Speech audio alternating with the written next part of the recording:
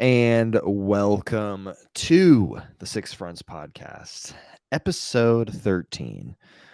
That intro always throws me off. As you can see, this feels awkward because it's just me on the screen. Bearded Luke. It's good to see you all. I haven't been here.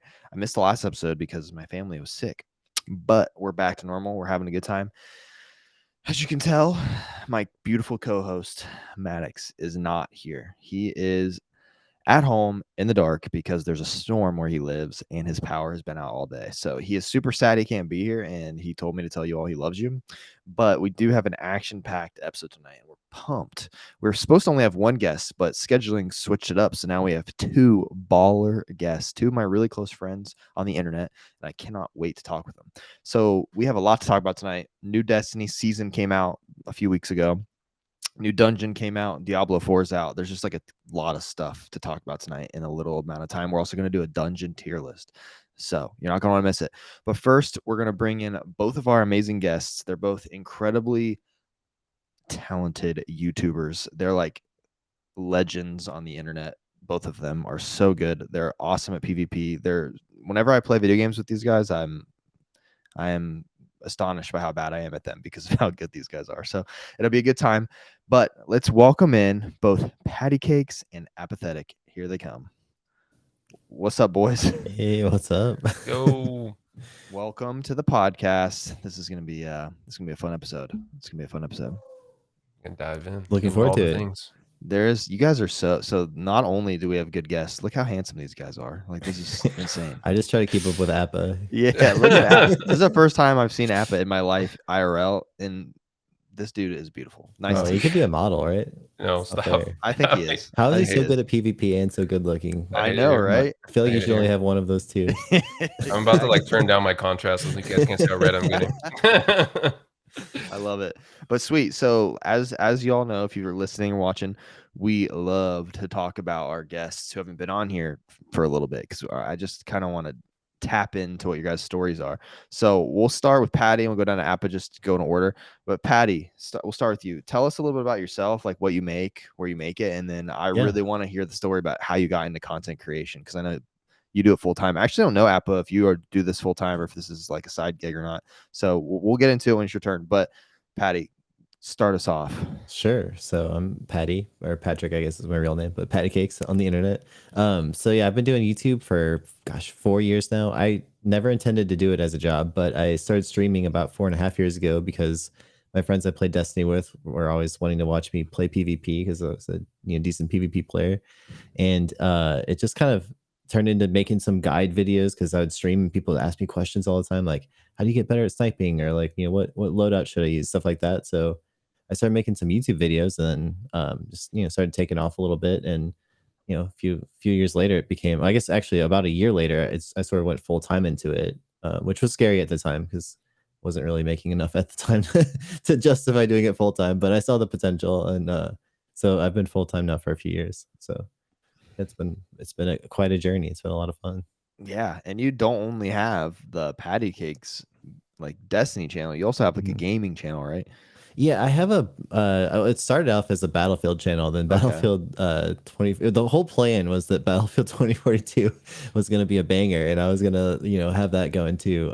So I made a video, like a tier list that did really good on that as a brand new channel, and then the game came out and it was kind of trash. It's actually gotten a lot better, for the record. It's pretty fun now, but that kind of hurt my expectations of the game.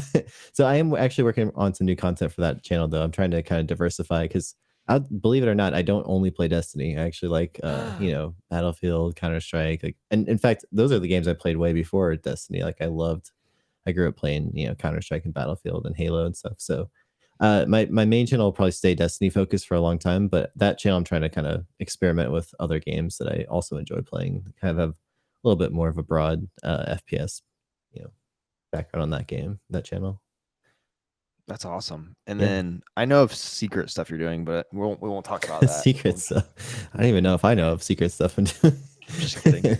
But the fun thing, me and Patty are buds because we played Destiny. I don't remember how we met. It was like actually on Twitch. I do remember. Do you know? Oh, so I was just thinking about this the other day. I used to stream. I don't really stream that much anymore. I'm thinking about trying again, but it's been a while. Anyway, one day I was streaming, and I always like to host people at the end of my stream, and I had, a good amount of viewers at the time, so I was like, oh, scrolling through, I saw this bearded Luke guy. I was like, he looks kind of cool, and so I hosted you or rated or whatever, and like I was like, oh, this guy's awesome, and so then I think we kind of started chatting from that, and then That you makes sense. know, That's like buds. how I met most people on the internet was from when I was streaming and I got rated because I was always streaming late at night and then some random person. And then we would connect. And now here we Yeah. are, like a couple years later. I That's also so don't cool. stream. I actually streamed for the first time the other day in a while. I'm gonna try this on Tuesdays and Thursday for a while. I streamed myself working, like I was just editing. Oh, that's a cool idea. So I just streamed myself editing. I just did like a just chatting stream where I chatted with people while I was working. And then like some people from my YouTube channel were in there asking questions about like Final Cut and how I was editing and Oh, stuff. that's cool. I like that. So it was Maybe I should do interesting. that. I don't maybe you should. I'm gonna see how it works. It was fun. I mean, That's and then cool. and I kind of have this itch to talk to people on the internet where it's not like at 10 p.m. because these days I have a child, so it's like exhausting to be a parent. So I like literally fall asleep. I'm like falling asleep at like 10. I don't want to be up all night streaming. So this was like I got to work and I got to talk to people, and it was like forcing me to not be distracted by like my phone. I was like, I have to edit because people are watching me. But anyways, that might be a good hack. I'm gonna have to try that. Productivity hack. Just put yourself on the spotlight. Make the internet watch you work. It's accountability at its finest. I like it. But awesome, Patty. Well, Appa, tell me about your story. I don't know as much about you as I know about Patty, but I know that we've played games together and it's fun. And I like your voice when we play video games, to be honest. Thanks, dude. So my name is Apathettic, or Appa, or Connor is my actual IRL name. How did I get into content? Well, I was playing Destiny a lot, just playing casually and playing a lot of PvP. I felt like I was okay or decent, but you never know until you really play with other people or anything like that, or talk to people. Eventually I started playing with one of my friends I was working with, and he was like, dude, like, you're pretty good. Like, you should make a YouTube channel. The reason he was saying that is because he has a YouTube channel. He had a YouTube channel and still does. And so he's like, dude, you should really make content. Like, I think people would like to hear what you have to say. And I was like, no. And I still remember him helping me edit like my first video. And I still sometimes go back and just like watch that video. And the audio is all super low. Like, my voice, you can barely hear it. Music's super loud. Like, the cuts are all weird. And, just kind of went from there. And I just kind of stuck with it because as I was playing so much games, I was just like, man, I feel like I'm putting so much time in this. I would like to be able to like share this with people and maybe one day get something out of it. And so it kind of just grew from there. And I'd say in terms of when my channel, I feel like it grew a lot or got like a good start is like kind of around the time like I'd met like Pattycakes, like slid in my DMs or I guess my YouTube comments. I was like, dude, we should play. And then that's how I ultimately met like Patty and like Castle and like a lot of other very popular YouTubers then and even more so now. So very lucky to be able to know them. And so it's been kind of sticking to it, just been grinding PvP.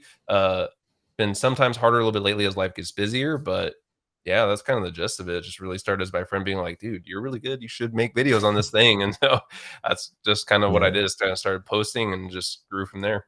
I gotta give Cammy a quick shout out for that. You're totally right. I forgot about that, but Cammy sort of introduced me, Appa, as Brave, and Senate Nomad. Like, we kind of knew each other, but like he formalized like wanting to do some collabs with us, and I feel like that kind of like kickstarted our friendship, which is awesome.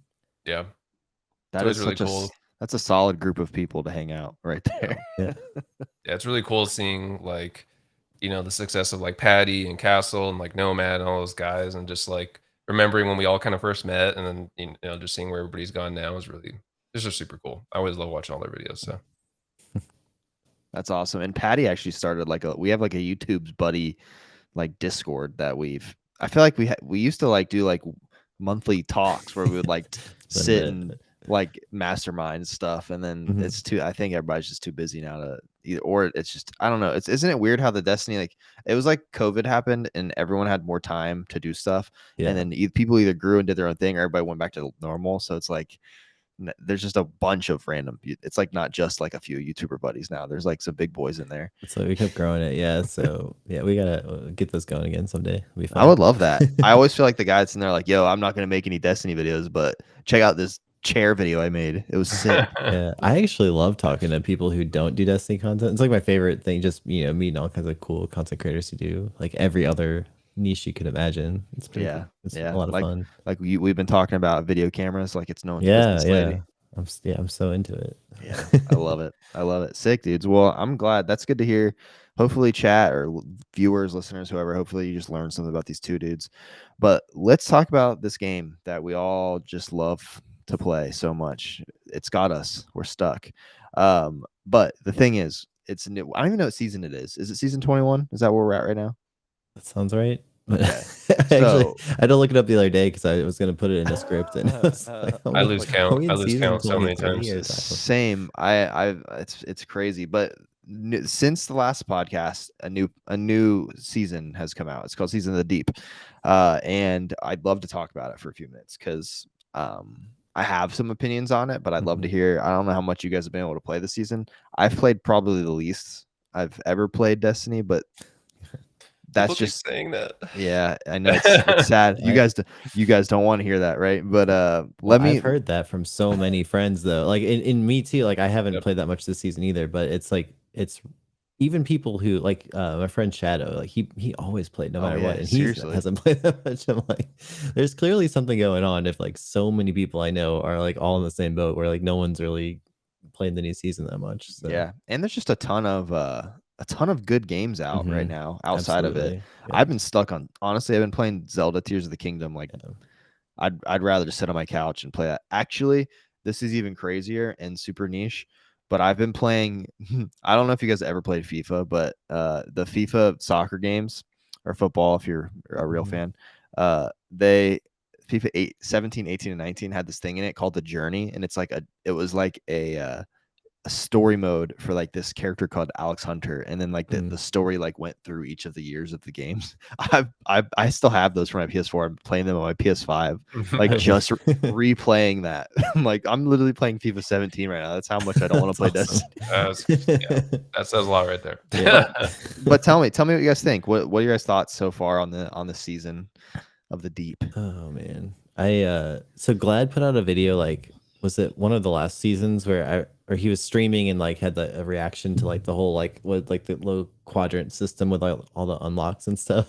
And I remember just like feeling very similar where it's just like it's I don't know. It just feels like kind of the same old thing to me. Like just repeat, which I get it. I mean, it's hard to make new stuff. I think the whole like aesthetic of being underwater and the thing is cool. I don't know if I really think it's that fun, to be honest. Like just getting air bubbles and whatnot, but it's like it's cool. I'll give them credit for trying something different. PvP feels like there's no real reason to play it for the most part. I mean, I don't know. It's like the new. I would grind for that new sniper, but the reticle's so tiny I can't see anything. That's what I keep hearing. I haven't done it at all. I'm playing Getting it. buffed in a patch soon. Is it okay? Yeah. Yeah, they're gonna make it bigger. Okay, good. Well, then I'll grind for it again. But That'll bring everyone back. Yeah, that's a Patty Ascendant grind. Everyone's coming back to comp. It's I don't know. I feel like I haven't had much incentive to play PvP. I tried the new dungeon. I liked it. I thought it was fun. Fishing was interesting. It's fun to do. I mean, I don't know. It's like it's just hard. There's like you said, there's so many other games that are so interesting right now. Like I know we'll probably talk about Diablo and like I haven't played Zelda, but I've heard so many people are loving that game. And I was playing a bunch of like Counter-Strike before Diablo came out because I was like interested to, prep for CS2 coming out later in the year. And so it's been a little hard to be excited about anything in Destiny right now, which I think a lot of people can relate to. Yeah, I agree. I feel I talk about this all the time on this podcast.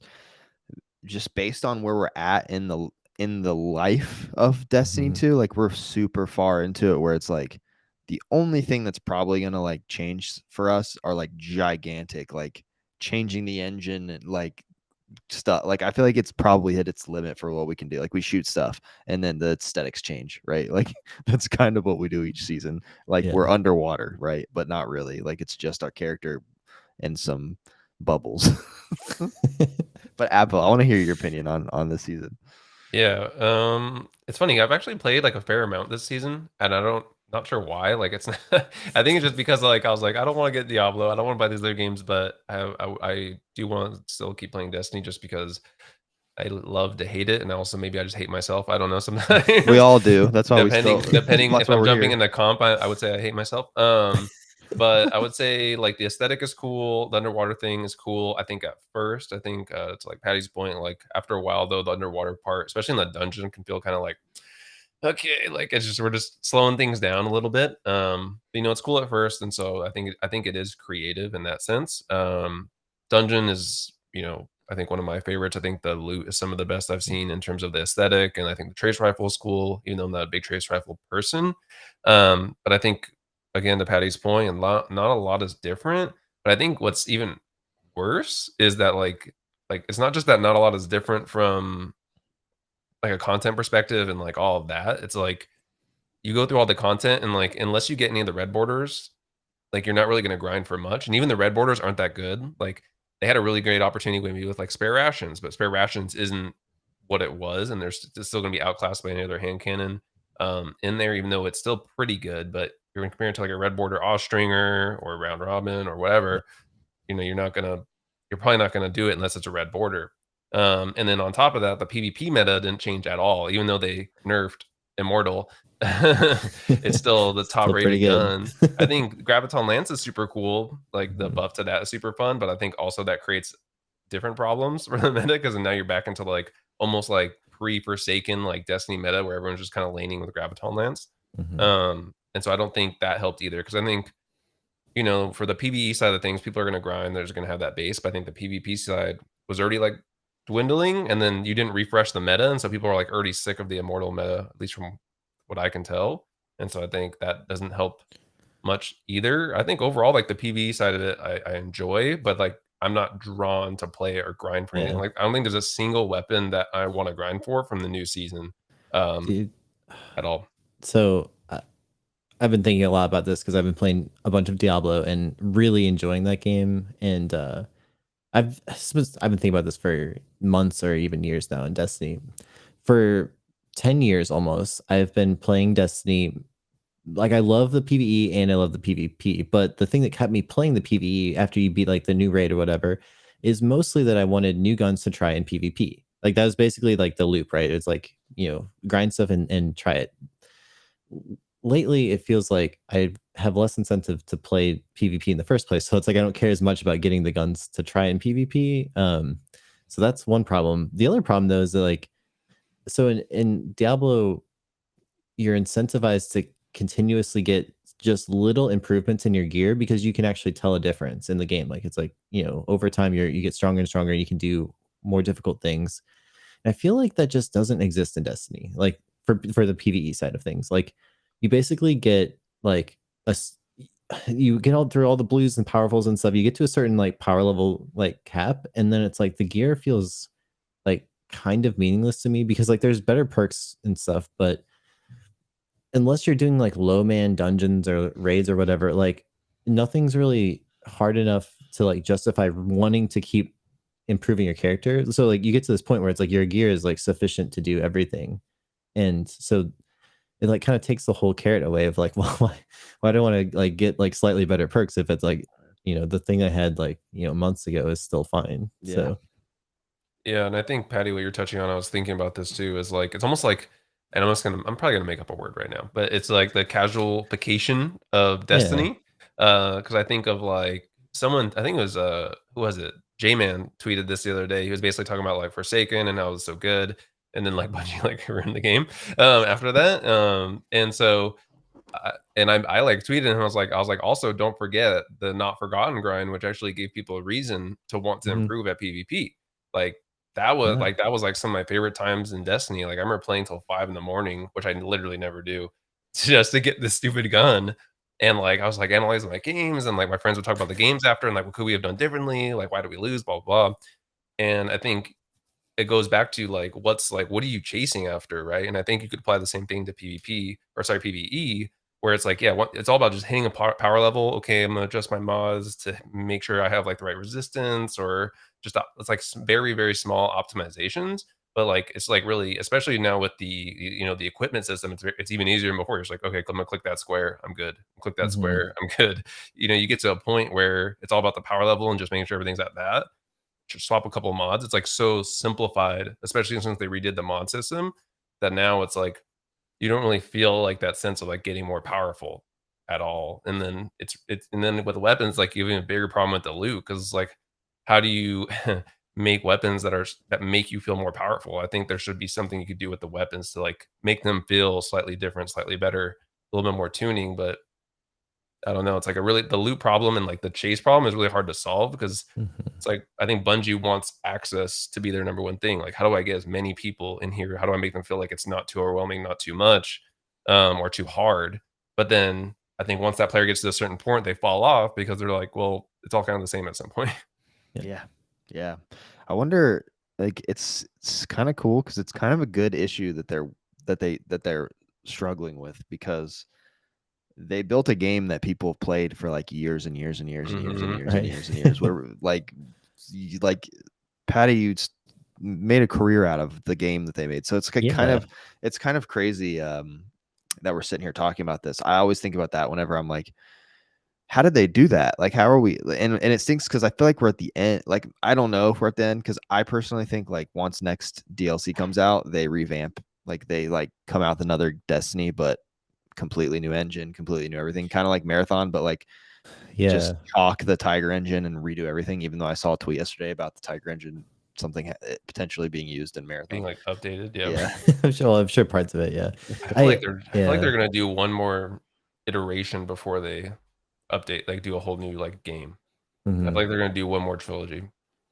I'm of that opinion because it would Another have trilogy, like another like triple. another Oh 3 man, games that's a or lot. another 3 Yeah. expansions because if you think about it, that would probably and I'm kinda like got this thinking from like Paul Tassi, but he was talking about it and he said like, yeah, that would line up with like a new console generation. And if you're Mm. Bungie, that would make sense that you Yeah. would want that. That feels like a long time. It God. does. But I think to your point, Luke, it's kinda like you say that and you're just like, oh, like you're like, "Wait, can we do that?" Like, without Yeah. some serious innovation, you know?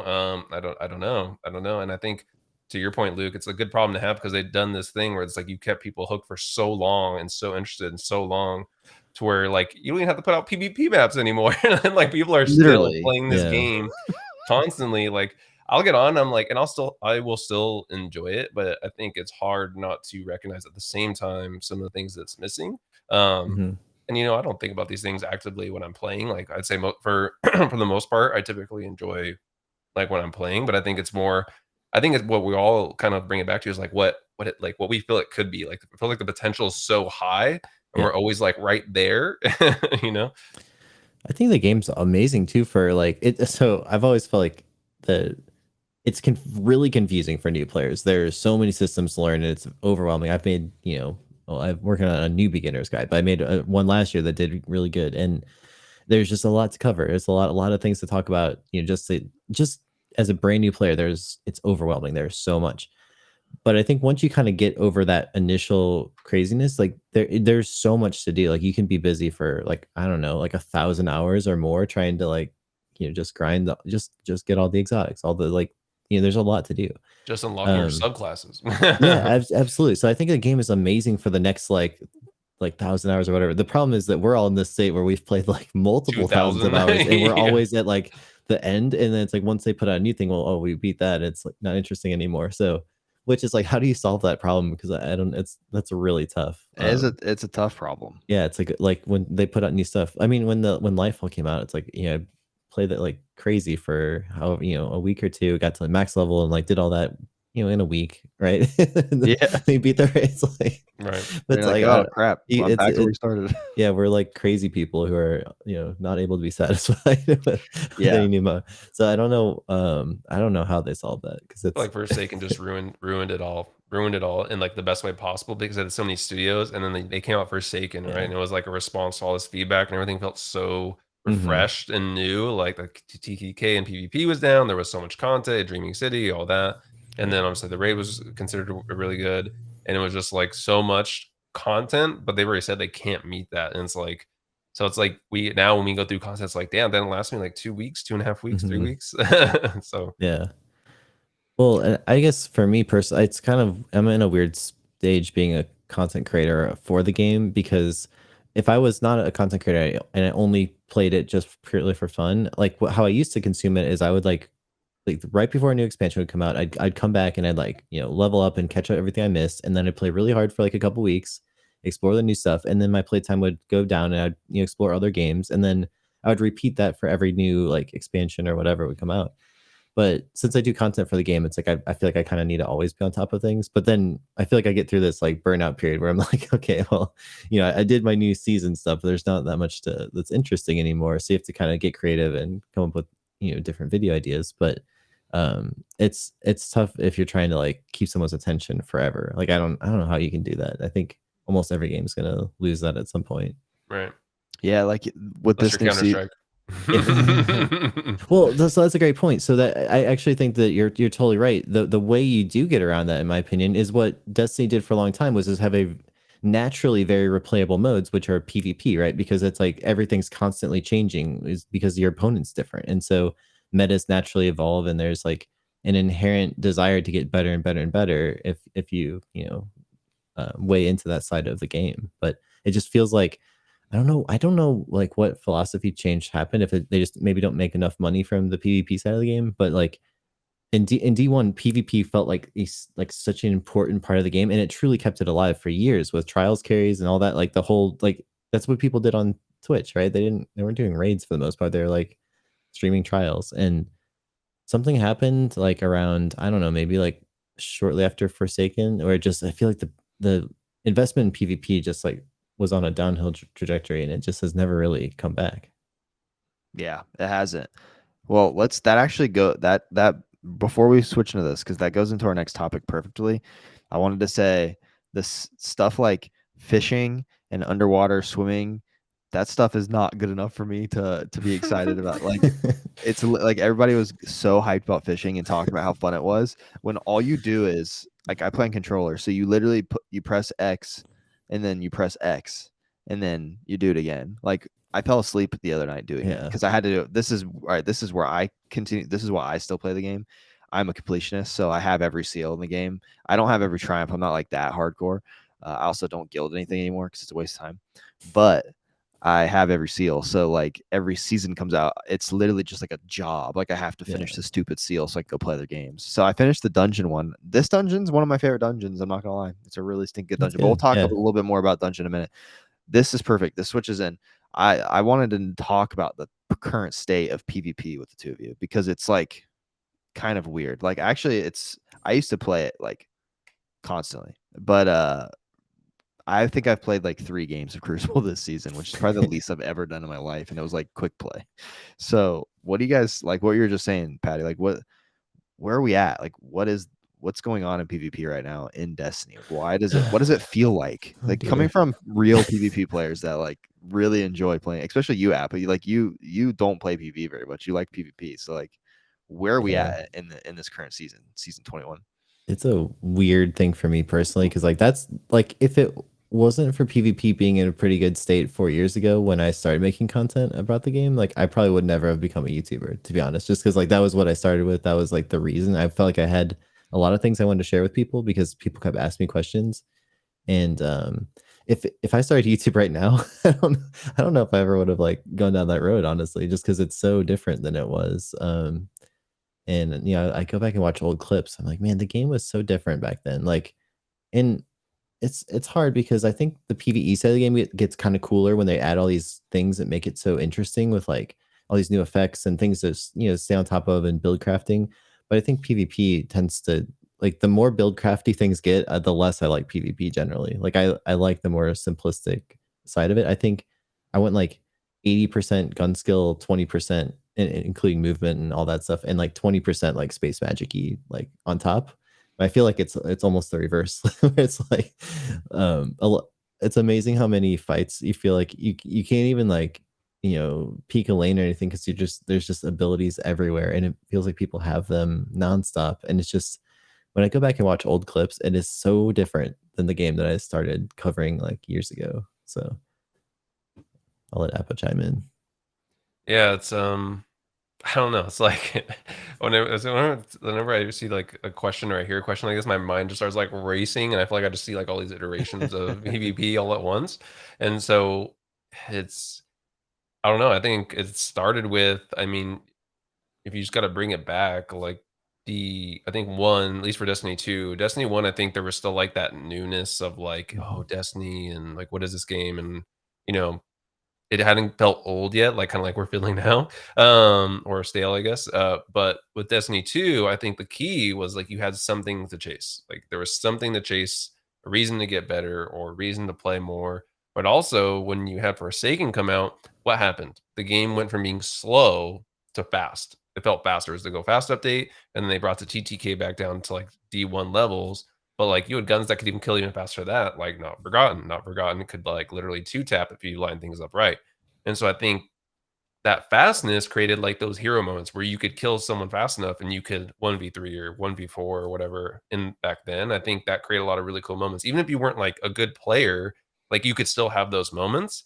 But I feel like they shifted a lot away from that because they're like, oh well, we don't want people getting killed too fast, like, and they can't respond, and like it's not fun for your newer player, your casual player. They're getting two tapped by Not Forgotten. That's like, well, okay, that like you literally have to two tap someone else, or and then two tap them at the exact same time. Like, how often is that actually happening? And so they nerf Not Forgotten for that, right? And so I think it's a combination of chase, but I think also in some ways PvP's like almost gotten slower because I think also with the abilities and the build crafting, it kind of like holds everything. Like you're just Mhm. waiting for like everyone to burn their abilities. You're like, okay, I can move now. Okay, I can Yeah. shoot now, and you can do these things now. And then you throw in, I think the SMG meta is like probably one of the worst metas in my opinion, just because it's so spammy and then it just caters into like a certain type of playstyle, but then also like because the SMGs are so strong, especially with rangefinder, they like go into ranges of weapons that okay, I'm gonna stick a little bit back and you still lose.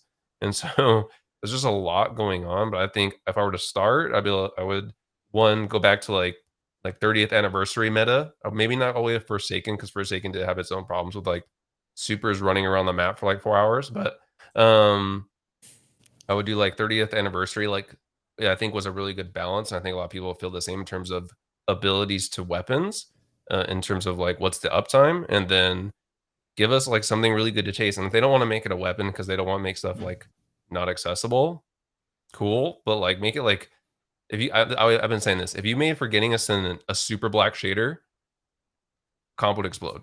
You just put a super black, like something like that in comp, outside of just an emblem. An emblem is good, and I Mhm. like that they've added that, but I think you need something more for people to chase. And then the last thing I would say is like this is probably least important because we dealt with it for so long, but like more frequent fixes for like things that are really out of band. Like Immortal is really out of band and it's been out of band for basically 2 seasons now. And so and it sucks too because you see the change they present for like Immortal and you're like, anyone who plays PvP is like, no, that's not gonna do anything.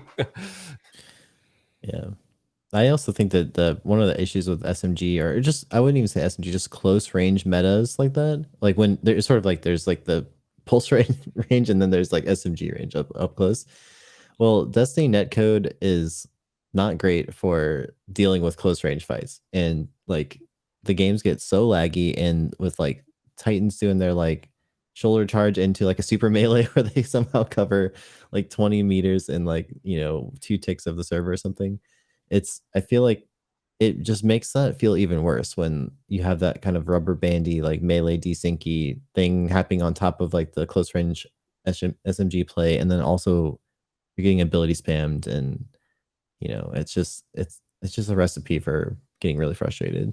You know what I think helps with a lot of that stuff too, though, is like again going back to like Forsaken-ish, is like think about like shotguns back then. Shotguns were way Mhm, stronger, so you'd be like, okay, cool, I feel like I can take on an immortal. But I feel like that also helps with like latency because your weapon does more damage. So it's like even if there's a little bit of latency, you'll probably still get the kill. Now it's like your weapon like feels like it just blanks because it does less damage. And now it's like maybe that guy's close, but maybe not as close as you thought he was because there's desync. And so I feel like also that would help, like special weapons being maybe not at the special weapons is like a really fine line mhm. because you get very quickly where it's like, "Oh, no one needs the primer anymore," and then so but I think some of those little things, could really help. I just don't know if, I just feel like there's no vision for, like, what Destiny like, Bungie wants for PvP in Destiny. Like, I just don't know what it is. Like, it feels like it's just this thing you can do if you want once you're done with all the PvE stuff, and that's how kinda they, like, treat it. It's like, "Oh, doesn't seem like a main thing." It's just like, "Yeah, well." is there, you know. Yeah, I think that's been true for a while, and in each mode too, right? Like each Mhm. mode doesn't really have an identity of what it's supposed to be. Because, like, I mean, in some cases, trials is like easier than control, depending on your like SPMM ranking, and, and then it's just, I don't know. It feels very confusing. Like I feel like if I play other games, I know exactly what I'm supposed to be doing, in given whichever PvP mode, and it feels like Destiny is just very confused on like who Yeah. it's for right now. Yeah, and I think Trial's a great example, right? Trial's supposed to be the pinnacle PvP experience, but it just feels like another mode with like it just feels like a reskinned name mode here, like Hmm. elimination, right? And so, or Mhm. whatever it's called now. It just feels like a reskinned one. Again, the armor you don't even really want because like what's special about the armor outside the aesthetic? Nothing. Okay, maybe there's like a good weapon here or there, so they do have that going for it. And so maybe you'll grind for that. But outside of, like, just the weapon, it's like there's not much about it feels like pinnacle PvP. Like, before, I feel like Trials was, like, way more, like, intense and, like, it was, like, very card-based and all that. But I Hmm. feel like they've tinkered with it so much that's like, "Wait, like, what is happening? Like, what is this mode right now?" To where Yeah. even, like, I was watching, I think, like, Frostbolt, and he's like, "Wait, so, like, can you farm this? Can you do that?" And, like, even him, someone who plays the game a ton, is, like, confused. I think, what is that gonna do to your average player jumping into Trials? Like, they have no clue what's going on. They're not reading the TWAB every week. Yeah. That's true. And the TWAB is now this week Oh, this week of in Destiny. Destiny, right? Oh god. What are we doing? No, just kidding. Everything's ruined. I can speak on PvP from like PvP was like when I was streaming, it was one of my favorite things to stream because when I was streaming it, I was going for Unbroken. So I was just trying to get the Unbroken seal. So that was like a really fun thing to do for 3 seasons at least, where like I'm up all night, honestly, just like trying to get up to the next rank so that I could get because it for some of us, right? It's not like you two could probably squat up with another third and like fly to the top quick. I don't know if you were doing that like during the Unbroken like time, but it took me a while to get like to whatever. I don't even remember 5,500. Is that what it was? Hmm. Mhm. It took me forever to get to that. But it was for some of my It was hard back then. I remember Yeah. even when I got it, I made a whole video about how to become unbroken because it felt like an achievement back then. Like getting unbroken was felt like an achievement. It was actually kind of rare. Like you didn't see a lot of people running around unbroken, and if Mhm. they were, usually they were actually like a pretty good player. Now unbrokens are like dime a dozen. So like Yeah. I like that you mentioned that because again, it's like the chase, right? Like, and I know Yeah. you're like trying to get the seal, but I think there's a lot of people who even they don't not a seal collector, but they're like, hey, I want to be unbroken. Like that sounds cool.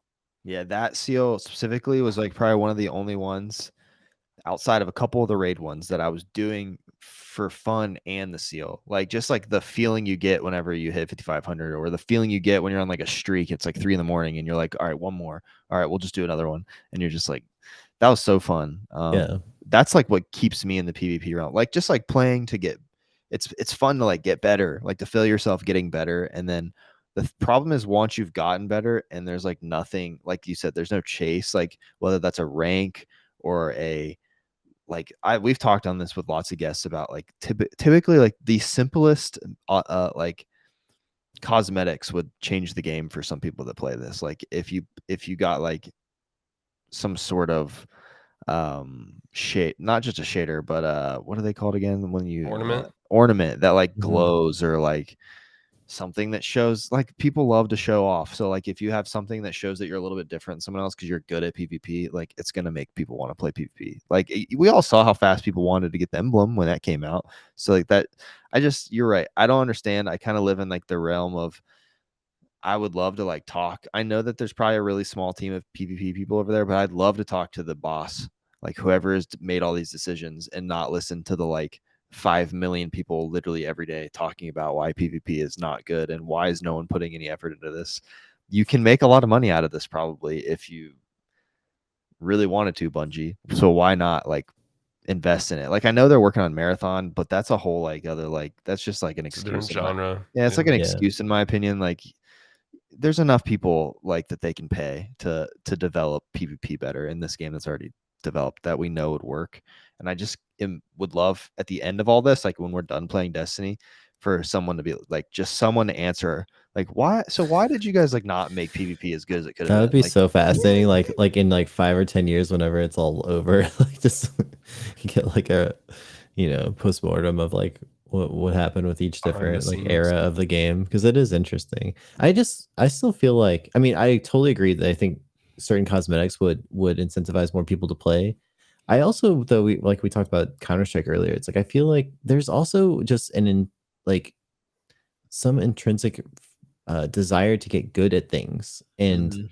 Destiny, I feel like used to have that. And it just, I don't know, maybe it's just me personally, but I feel like it's something I've seen with a lot of friends too, where it's like, I feel like the PvP side of that has like really lost it a lot. And I think part of it is, I feel like as abilities have gone higher and higher and more like get more used, like general fun in PvP seems like it's dropped off a little bit. And I've especially like that desire to like get better at the game. I've just noticed it with a lot of friends. Yeah, I think too, like what you touched on, Patty, is like before, like you get better, right? And you would notice it and you'd feel it, like, and you Mhm. you would get rewarded for getting better. And I think right now, sometimes because of certain abilities, you could make the right play that you've practiced and gotten better at and whatever, and then it takes one ability at the right time to just cancels it all out. Yeah. Because some of the abilities are so strong, like a hunter, strand hunter flying in and flipping and landing in front of me, and now I'm just floating in the air, right? What did I do wrong? I was just there, right? And so it's like, and I think things like that really, I think is what it's like. Why would I get better? Because the person can just do X, Y, or Z, and it doesn't matter, right? On top of no rewards, on top of all those things. And it's funny you mentioned the cosmetics, Luke, because that was actually the reason like I got super into Destiny. It wasn't even like the gunplay and all that was super cool, but I remember being in the tower and I saw this guy and I was like, what is that? And you're like inspecting him. And I was just like looking at his house, like, how do I get that? How do I get that? And then before you know it, you're Googling, doing all the things. And I think that also in itself creates like Mhm. it's like almost like the word of mouth Mhm. inside the game of like, oh man. Like I know in like Diablo, there's like this helmet, right? That like I just saw I was reading about it and it's super rare. And so there's gonna be one person that gets it, and everyone's gonna be like, oh my God. And like that stuff generates excitement within the game without developers having to do anything extra. I'm with you on that. That's like the reason I started playing Destiny again. Like I played it when it came out. Had never played a looter shooter ever. I like was a Call of Duty, FIFA like single player guy. Played it, didn't understand, like beat the campaign, and I was like, all right, that's it. I just traded it in, and then eventually came. I played the. My friends are playing Destiny, like when it was like right when I got out of college, they were still playing, and I was like playing FIFA or something, and we were in the same party chat on PlayStation, and I'm like, this game sounds fun that they keep playing. What are you guys playing? They're like, we're playing Destiny. I'm like, oh, you guys are still playing that? Like, didn't we beat that like forever ago? They're like, you don't even have any idea what you're talking about. I'm like, okay, well, let me get it. So I went and like I got it used or whatever. No, I didn't. That's what I did after I got it. I got the free down, like there was like a free beta, not beta, but it was kind of like the beta. It was like a free trial where you could just play on the Cosmodrome. And I went and it was during House of Wolves, and there was like these keys or something that you could get, Yeah. and I went and I got my first legendary from one of the treasures, and I was like, it was like a legendary cloak, like that. It was awful. It was like a Future War Call ugly cloak, but I was like, what's this? And then that moment where I got something that looked, I was Yeah. hooked. I was like, that's what this is, and my friends were like, oh. And then I went and trade. Then I went and like buy everything, and then I was hooked from that Yeah. point on. So cosmetics do a lot for me too, honestly.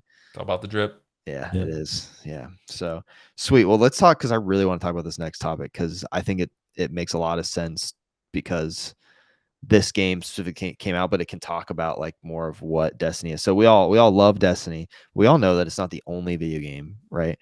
Especially this What? year. Yeah, it's not. In 2023 too. There's a lot of good games. Like game of the year is gonna be a tough decision this year, but Diablo 4 just came out last week, I think. I don't know. I haven't played it because I have no clue how to play it. I like have been watching my friends play it. I Mhm. probably won't play it. Maybe I will if I get it for free. We'll see. But Diablo 4. Patty's been playing it. Appa is tempted to play it. We're hoping he can get a free copy because So close to because just like pulling the trigger. yeah. But Never see me again. Yeah. I kind of want to talk about how a game as good as Diablo 4 is something that should potentially motivate Bungie to maybe like take ideas from these other games that are similar to it to then put into their game, which is making other players excited. So, Yeah. Patty, start us off because I know that we had talked about this pre-show, but I kind of want to get into this a little bit. So I don't need like there's so many ways I could take this. I'll just give you my brief synopsis. I started like I played a lot of Diablo 3, I loved it. Like I got into it later when it was actually good. Not I skipped the beginning where people didn't seem to like it too much. Um, they took like a lot of my favorite parts of Diablo 3 and like sort of made it into more of a MMO style game where there's more to it. Just all the systems are more complex. There's a lot to learn. Like I've been kind of overwhelmed. There's a lot of systems I still don't understand, like the Paragon board thing. I'm trying to wrap my head around, but like I just kind of I'm like level 55 or something now, so I'm sort of like into the end game part of it. I beat the campaign, which by the way, the campaign was really fun. And then there's just so much to do in the game. Like there's just before this podcast, I had like waited because there's like a world boss event where like every, I don't know, however many hours, there's like a world boss that spawns. Like you get like, I don't know, 12 people all trying to take down this boss at the same time, and it's on this timer. So if you miss it, like you've missed it for 6 hours or 12 hours or whatever. Last night I was playing with some friends and we did this, I think it's called Helltide Zone, where like they take over this part of the map and there's like these stronger monsters, and it only lasts for an hour. So you go run around and you're like killing everything, picking up this currency that then you can spend on these chests that give you like really awesome like loot drops. And I was like, man, that would be an awesome thing for Destiny. You imagine like, like some almost like when the enemies what do they call it? The enemies fighting each other, whatever. In certain regions where things go crazy, like that could be like an entire like planet or whatever is going going wild, and you have to go slay enemies and open up secret chests and stuff like that with the things you pick up. And by the way, if you die in that, you lose like half of the things you've picked up. So it's like there's high stakes to it, and it's timed, so you only have an hour to like loot it, and then it's over for a while. So that's an instant. That's instantly something, and that would, yeah. If you just brought that in during a season, like here's a new thing. Like I would take no season story if we got something like that, like something brand new like that. Yeah. So because I've been thinking about this a lot, just because like Destiny or Diablo has been so fun. Again, though, like I talked about earlier, my fear right now is that like I think those systems could work really well in Destiny, but the other thing that Diablo has going for you is that it feels, and it's all new, so it's like maybe this won't last forever, but like at least as you're like leveling through it, like the gear really feels like it matters a lot. And like if you get like the right legendaries with like the right aspects and stuff, and there's even like unique items which are sort of like exotics in Destiny, like it feels like the gear you're getting actually is worth chasing. And so like you want to like see that explosion of loot because it's like, oh wow, that's like this, you get all these legendaries at the same time and you can go through them. And I worry that if you had the same thing in Destiny, it would be like, I don't know if people would care. I mean, they would care more than like if there's nothing going on, I guess. But it's like, I feel like part of the magic of Diablo with that is that people care about getting better loot. And again, maybe we're in like the honeymoon phase of it where it's like, who knows if that will last, right? But I I think the systems like are really interesting and you could pull them over and it would be successful, but I feel like there's also a little work to be done to make stuff more interesting. And a big part of that is so this is something I thought actually that the Division did really well. Like that game I thought had a lot of potential and that was kind of unrealized. So all of the gear on that had these like stat ranges, so it's like you could get like, I don't know, crit hit chance that would be like 4% or 6% or whatever. So there was like a reason to min max your gear because you would actually feel much stronger. And that's something in Destiny that I don't feel like it has really capitalized on as much, especially for the PvE side. Not that you'd really want it for PvP necessarily, but that's a problem. I think that if they could figure out how to make the gear like incremental gains in the gear more interesting, that would get a lot more people to want to kind of build out their character to be stronger and stronger.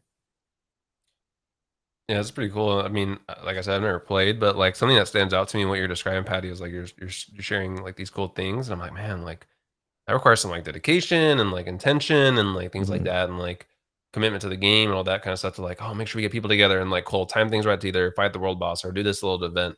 And I think to your point, I feel like something sounds like Diablo is not afraid to do is like embrace like your hardcore player. I feel Mhm. like Destiny is like so scared of like FOMO. Like they don't want anyone to miss out on anything. No one can miss out on anything. It's like, oh, everything we put in season is gonna stay forever. Don't worry, you can always go back to it. Oh, like don't worry, will still be there. Oh, you can always go back to battle passes, whatever, whatever. And so I think like I feel like also that part that's cool in one sense, but it's also then makes it hard because then like nothing really is like urgent. It's like, oh, I don't need to go do this. I could get it whenever if I want to. Is it good enough? Yeah. No. Right. So like there's no there you don't have to worry. You can be as casual as you want, which I guess is good for some people. Mhm. But then like there's nothing that's like, man, I'm like, I gotta like I want to really like dedicate time to this game type of deal. Like what you would with Diablo. Yeah. This is a battle I've had in my own head actually, because like as a human who likes to go out, go to the gym, do things like in the real world occasionally. I like in some ways that Destiny, like I can kind of get everything I need to done in a short period of time. And it's like it can kind of be the thing that I go do once in a while. Mhm. Whereas like right now, being new into Diablo, it feels really like you're hooked in, like you don't want to miss anything, and it's like there's all these things on different timers, and so it kind of becomes like a job in a way. And I don't like, I have mixed feelings about it because it without a doubt makes you want to play the game more. I Yeah. don't know if that's a good thing for me personally or just society at large, Yeah. but It's like it almost is too fun. if you're just optimizing for like desire to play the game, that is a very effective tactic. Like it really works well.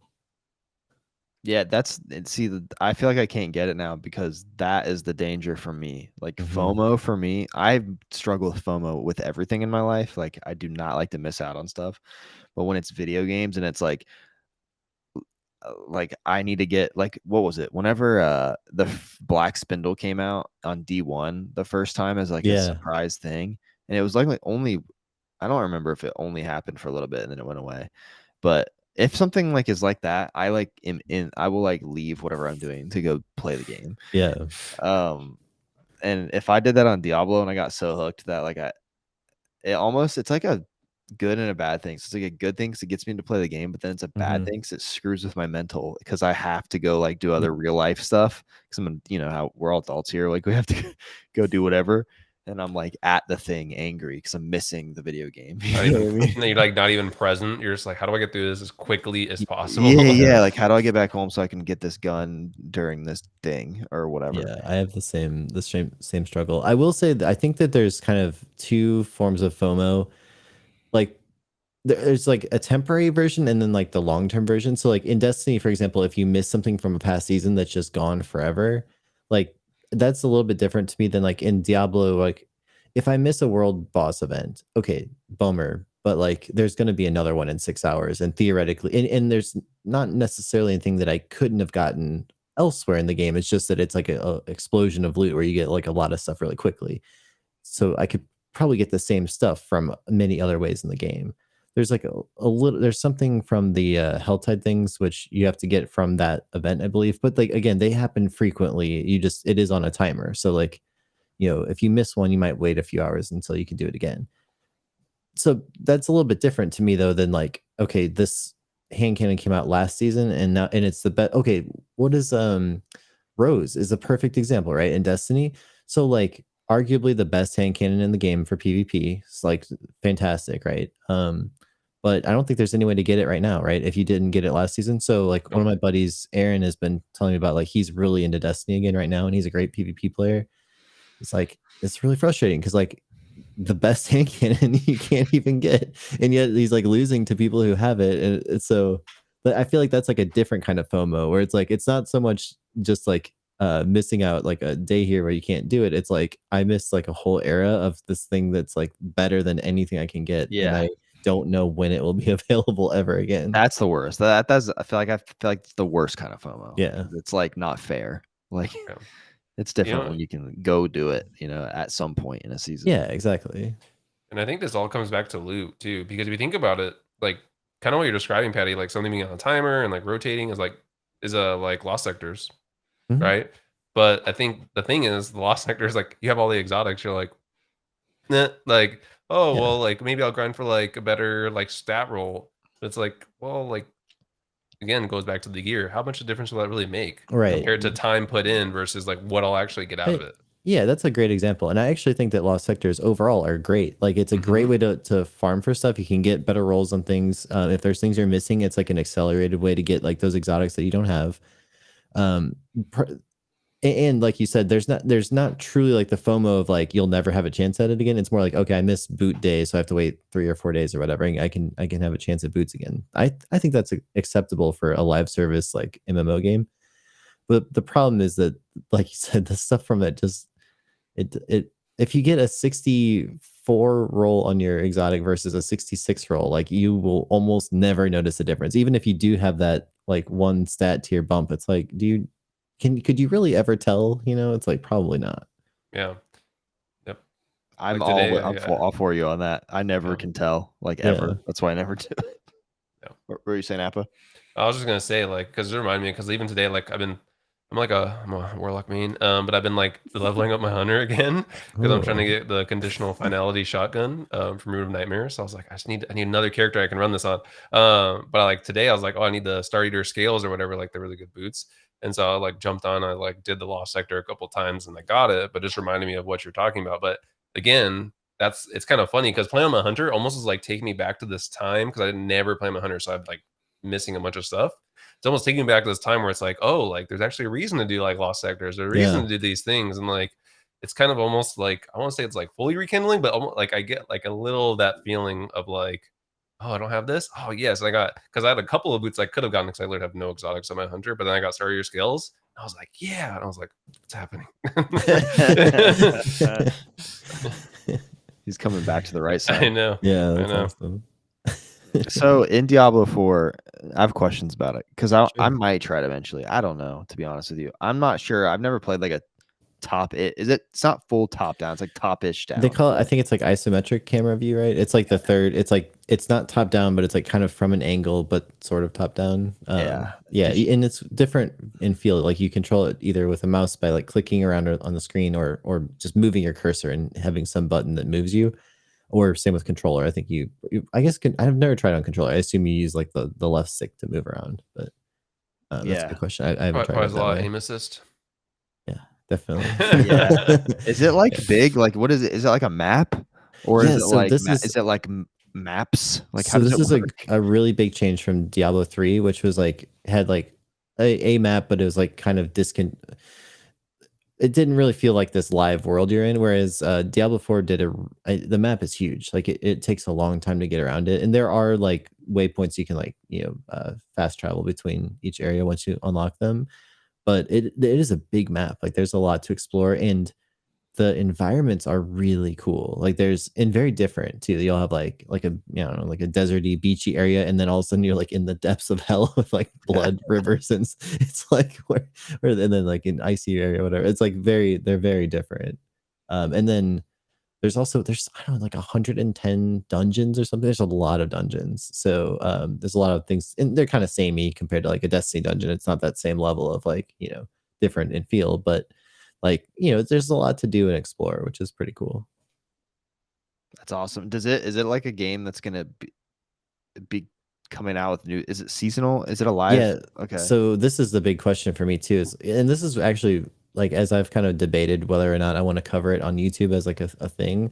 If it was just its current state, I probably wouldn't cover it. But I think they are trying to make it like more of like a live service type thing where you can keep up with it. We're in kind of like season 0 right now, like pre-season 1.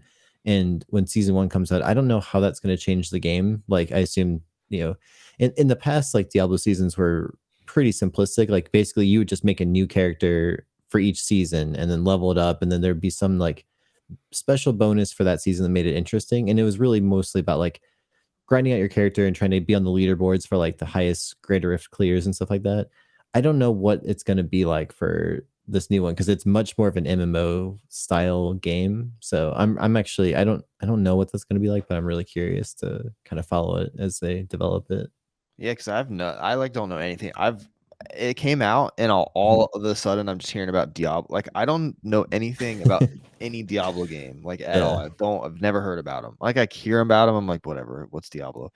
And which is stupid. I'm like the one that's not right here because everyone knows what it is apparently outside of me. So I'm watching people play it now. Like guys in the Six Friends team are streaming it. I watched one of the cutscenes at the end of the game. That was freaking crazy. It was like Yeah, cool the cutscenes are cool. Those are. I want to go back and like find a YouTube video that has like all of the cutscenes like a movie just to watch. Because like Watch them all. when I have this thing when I'm playing, like I don't really feel like just sitting there and watching, but like I want to sit back and relax and like watch the whole thing and just kind of Yeah. see all of them. So is it like a game? Is it like a game like Destiny where it's going to have expansions, or is it like have raids, or how does all like? Because I just keep seeing video like people talk about the story, and then they're like, "That's just it. That's the tiniest amount," and then it's like after that, there's 50 more levels of end game or whatever. Yeah. What the heck do So you do in the end game? well, so like to answer your first question, I'm not sure what like the ultimate version of it looks like if there's raids and stuff like that. I've just been kind of like playing it and exploring it as I go. I don't know like what the whole future plans are of the game. Um, Once you beat in the campaign, which takes you to around level 50, then it's like going from 50 to 100, which is like I think the max current level. It like slows down a lot. Like each going from like 50 to 60, then 60 to 70, 70 to 80 is like each one's like a pretty substantial jump in time. And the whole time basically you're just trying to improve your build. Like you're, getting better rolls on things. They have this really cool I'm trying to figure out, okay, I'm gonna make a Destiny analogy to explain how the system works. Imagine you had, what's a good example from Destiny? Okay, let's say Young Ahamkara Spine on Destiny, on the Hunter, where you have the trip mine gloves. Let's say that those gloves had a range of like your trip mine damage is like improved and all that, but it like ranges from dealing like 100 damage to like 200 damage, right? So there's this like What range and it the? rolls randomly within that thing. So in Diablo, you can have these different rolls of that. You can also go to a vendor and extract that item, like that power off of it, and put it on a purple. Would be like the Destiny equivalent, right? So, and every single piece of your armor has those traits. So, like, imagine you had like the best roll of like Young Hump Spine, the best roll of Star Eaters, the best roll of like Celestial Nighthawk, whatever, all these different things, and you're like trying to get that ultimate best roll as you're leveling up, and your purples also matter because they're like giving you better stat rolls and like your critical shots do more damage, all these different things. And so the whole idea is basically you're just consistently improving your character, and it allows you to do more difficult content because there's like these nightmare dungeons that scale up in difficulty, and the stronger your character is, the higher difficulty ones you can do, which then in turn makes you more powerful because it gets you better loot potential. Interesting. Yeah. I feel like I would like that, but I don't know. I feel like I might have to like watch a video about it. That's why you need to make a beginner video, because I don't. I have like a very old. I'm not old. Like I'm only 30, but like when it comes to like technical stuff in games, when it's like builds and like figuring out how like stats work and all that stuff, that I'm like the opposite of that. Like I'm like, just tell me what I need to run, dude. Patty. Well, Like, so that's like, the thing. send me a list and I'll just put on whatever I need to get. So there's a huge content creator space for the game where there's all kinds of amazing websites that will show you exactly like people have theory crafted out what the best stuff is. It's like your job is to go collect the things and copy their build the closest you're able to, right? That's unless you're like a truly like a prodigy of the game. You're not going to be the one out there like breaking ground, figuring out the best build. Like the super nerds are doing that. You're as a player, like your job is basically, here's the like the template of like what someone's figured out the best build to be. I'm going to do my job to like find the pieces that I can and try to get my closest version of that super build. I like that. Yeah. So it simplifies it for you because you're like, your job is just to go slay monsters, pick up their loot, and then like see, oh, is this closer to like the optimal build or not? And then if yes, then like I replace it with the thing that I'm currently wearing. So it makes it really fun for players because like you don't have to think that hard about it once you kind of understand the systems. But it's also cool for theory crafters because like, I mean, there's so many. Imagine having like, I don't know, like, gosh, 5 to 10 times the abilities in Destiny, at least, with like all these different things you can, and they all kind of work together in different ways. So it's really cool for like a theory crafting side if you're into that too. When it comes to leveling, Patty, is just like, because I remember I played WoW a long time ago and I got hooked on that, and I don't know how I set myself free, but I think that's why I ended up getting a Destiny, because I was like, Halo, WoW, Yeah, okay, put cool. them So it was like a together. nice blend. Yeah, this is like my dream. But I mean, I think that's also why Diablo interests me is Mhm. like the grind and the loot and like again, I'm really big at like customizing your character and like looking very Yeah. unique and like kind of building all that out. Like, what's the leveling after 50? Like, are you basically just like kind of like WoW, just like grinding mobs and stuff like that? Well, you can do a lot of different ways. So there are like most efficient ways to do it, which is like, go to particular dungeons that have high density of enemies and just kind of kill a lot of them really quickly. But you don't have to do that. Like I haven't really been grinding that same thing over and over again. I'm like going out and clearing the whole map, doing dungeon by dungeon, doing side quests, doing like all those events like the world boss and hell tides and all the things that pop up.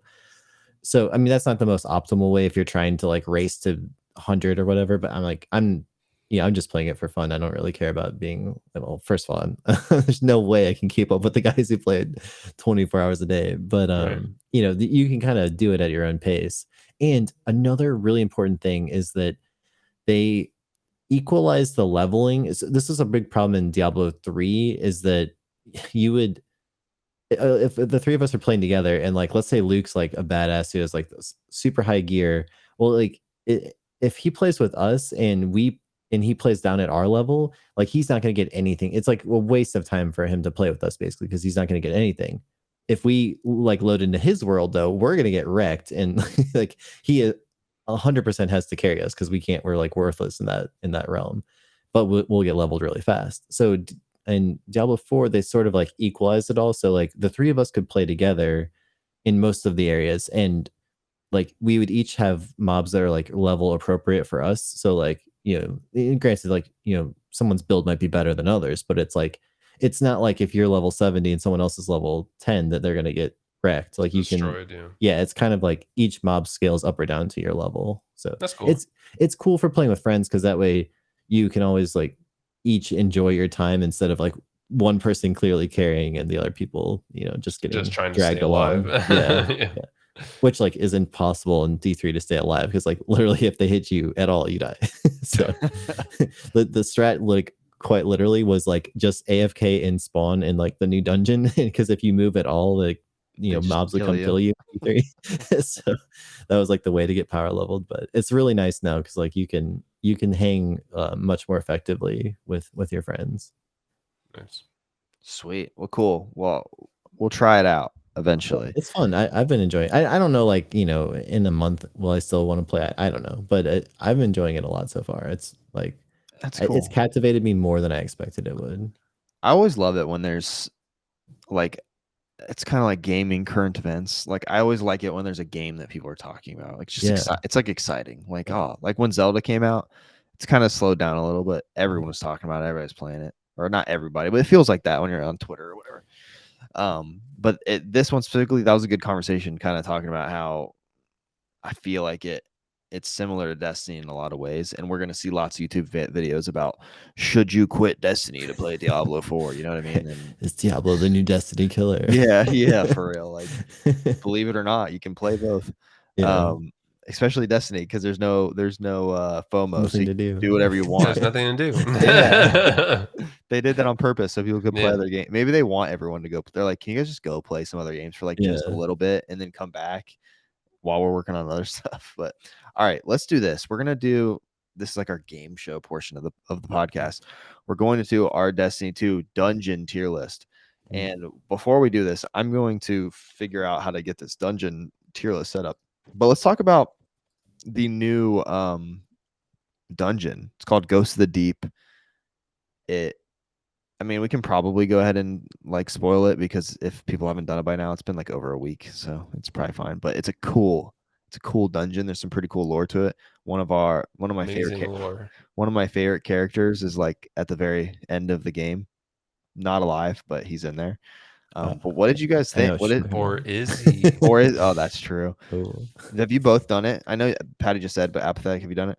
Oh yeah, I did it multiple times, and I never grind dungeons. So That's awesome. It's fun. I think some of it's too long, but I want to yeah, hear your guys' opinions. Yeah. Tell me what you guys think. I'm gonna pull this tier list up while we're talking about this. yeah, I, I think it's I, really good. Yeah, like I like the loot, I like the like. Obviously, I think the trend here is I love cosmetic stuff. So I saw the armor and I was like, done. I'm grinding this until I get all that gear. I also really want the trace rifle. I think the trace rifle is really cool. And I really, really enjoy the lore. And the lore in this dungeon is absolutely phenomenal, and it's one of my favorite characters, like yours as well, Luke. Where I feel like that's a very lore-rich character. Um, and so yeah, it's like interesting from a lore perspective, interesting from a loot perspective. I feel like the fights are engaging and like interesting, Mhm. and like have like a really good balance of like difficulty to where like I have to be actively engaged and like aware of what I'm doing, and I can't just like turn my brain off and play like half asleep. And so I enjoy all of that about the dungeon. So I think personally, I think it's my favorite dungeon I've played. Heck yeah. Yeah. So I just played that one time. I haven't done like I haven't regrinded it, so I my opinion might change like as I have to acquire the loot in it. First playthrough though, I thought it was stunning looking, like one of the coolest atmospheres they've made. I was like, it felt like raid level of like the scale of it was crazy, like so big. I mean, it felt like bigger than some raids, like it was Yeah, enormous. it does. It feels huge. I don't know Yeah, why, so but I it love does. that. The aesthetics were amazing. I think the whole, like I said, I think the whole underwater thing is so cool. I do find like the gameplay of it kind of annoying after a while, just because like going to find the bubbles and stuff, whatever. But it is cool looking for sure. I I was having the feeling as I was running it, like, because there's Destiny dungeons, like part of it is like the fun of doing it the first time and like the mystique of it. But then there's also like the reality of like having to grind it and not a lot of times to like get the thing that you want. And so I was starting to like, some of those transitional periods are pretty long, like going from one section to another. And I was like, am I gonna still enjoy this on like the 20th time when I No, just want to get you're not. some weapon? No, Like no, I I'll feel tell like, you, you won't. yeah. I So guarantee I I have the was seal, you're not going to like do that ever again. Yeah, that's one of the things with those in general is I feel like there's sort of like what's more important, your first time playing through or like the replayability of it? I don't really know what the answer is, but I got this feeling I was like, man, like, do I really want to grind this over? And maybe that's why I've only done it once so far because I'm like, I want to play Diablo, but Yeah, yeah. yeah, it's like That's the real problem yeah, that is the real problem. here. But I feel like that I could see that getting really tiring to run through those long sections. And even that first part felt pretty tedious. Like there's like you have to keep going and getting those Bro, things over and over again. So they need to update the first part. It's too long. it Like reminded that me of first part. Crown of Sorrow, or like Yeah, the opening of that, where it's just like, man, it's a cool idea, but like just way too long. So way too I long. feel like if they cut that in half, like we get the idea. It's just Yeah. that would make it, especially because it's just like getting into the thing in the first place. Like I feel like that was just a little bit too lengthy. But I thought like the fights were all like the end fight was crazy. It was really really well done. I love all the mechanics. And it was cool. Like I feel like it's a good one to do solo. Like if you're like I've seen a lot of people do like the solo flawless version, which is seems challenging and cool. But it also seemed like a fun one to run with friends. So it seemed like I loved all that. My only thing was just I wish there was like a shortcut once you've done it once, so you could like skip, like from Bro, encounter to encounter instead of doing the whole transition over and over again. I feel like if they should do this in raids and in dungeons, once you've cleared it once, open up checkpoints And when skip, you yeah, select it and you can yeah, go to yeah. each boss. That would be Nobody so wants to nice. go like Yeah. swim for 15 minutes to get to the next That would section. be Like, such a quality of life thing for everything, actually. Because, like, even I mean, there's all these checkpoint bot like yeah, that's how checkpoint bots out there that you can like get to. But it's like, man, that'd be such a nice thing to just have it be built into the game where you can just go to whatever part you want after you've cleared it. That's a great idea. it'd be amazing. It seems like something that wouldn't be that hard, but I don't know what I'm talking about. So, anyways, I think the dungeon's awesome. So for everyone that's listening, if you don't want to be spoiled, don't listen. But at the end, like the whole point of it is like so Oryx, once we killed him, he like floated down to Titan and then Mhm. apparently sunk to the bottom of this whatever ocean. Um, and the Hive are down there trying to resurrect him essentially. And he's literally down there. Like that's the coolest part. Like his whole body's just buried in the sand. Yeah, the lore on that is so good because in the lore it actually talks about how not in like the lore of Ghosts of the Deep, but the overall lore is like Oryx is against like necromancy, like being resurrected because it's against like sword logic.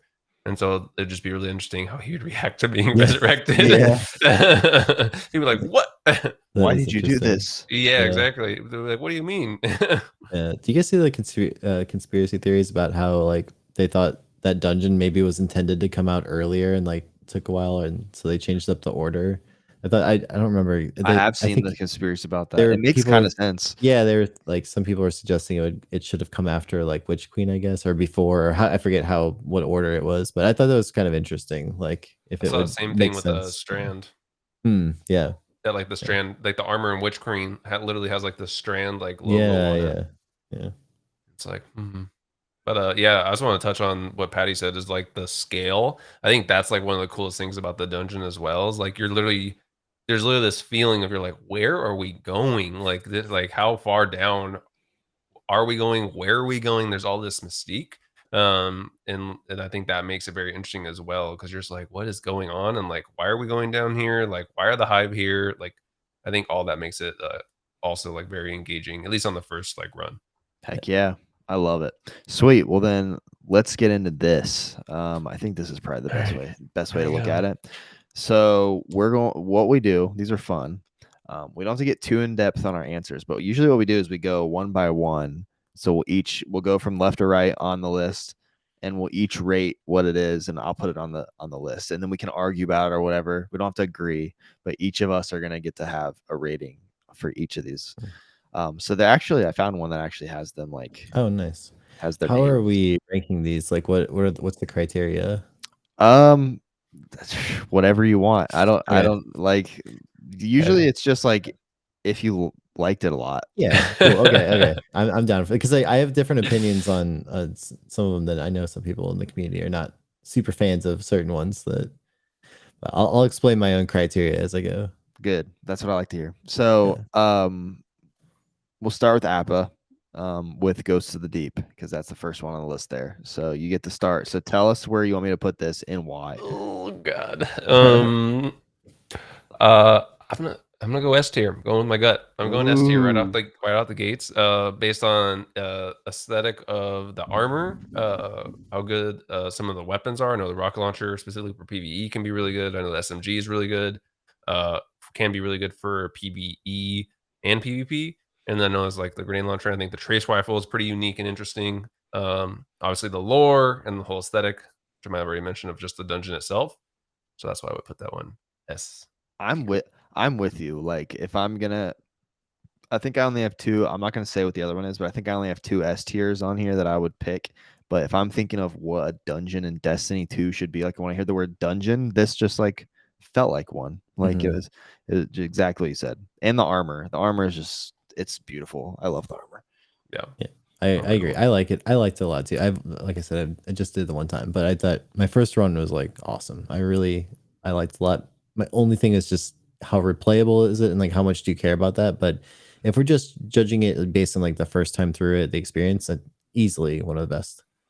Heck yes. Sweet. All right, we're all on the same page on that. So that's boring, but also good.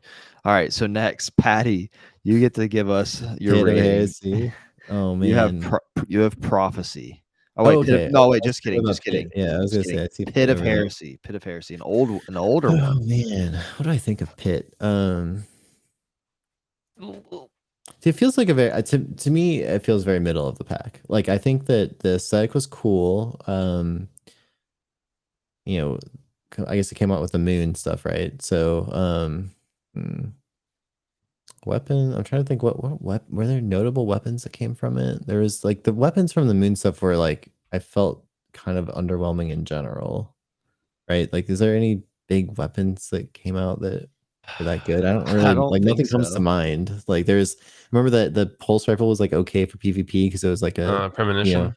yeah, and then I don't know. So I guess Yeah. It's that like Loud goes Lullaby. yeah. It's like I don't know. The weapons weren't particularly interesting. I feel like the final boss. I did like farming the final boss because it was easy to get loot. Like it's like probably one of the most farmable High ones. stat armor. Yeah, Yeah, that's that so true. that was good. I'd give it some points for that. I don't know. I'm feeling like maybe like a B tier. I guess it feels like kind of middle of the pack. I don't know if there's any that I like less than it. I'm trying to think.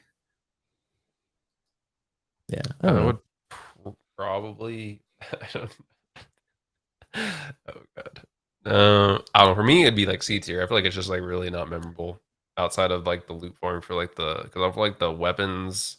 Because Yeah, all of the weapons, can't you also get them from like that just like public event you do on the moon? I think so, except for the Well, maybe just a pulse, shotgun. Yeah, maybe the is pulse, it? but the Yeah, pulse you can just get from like doing like little things with Eris. So I yeah. was like, so to me, it's like nothing really like stands out about it.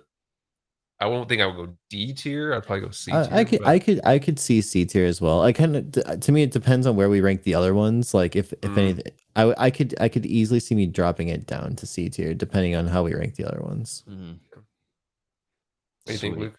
Well, I personally like the aesthetic of Pit of Heresy. Like, I think from an overall experience, it's a fun dungeon to do.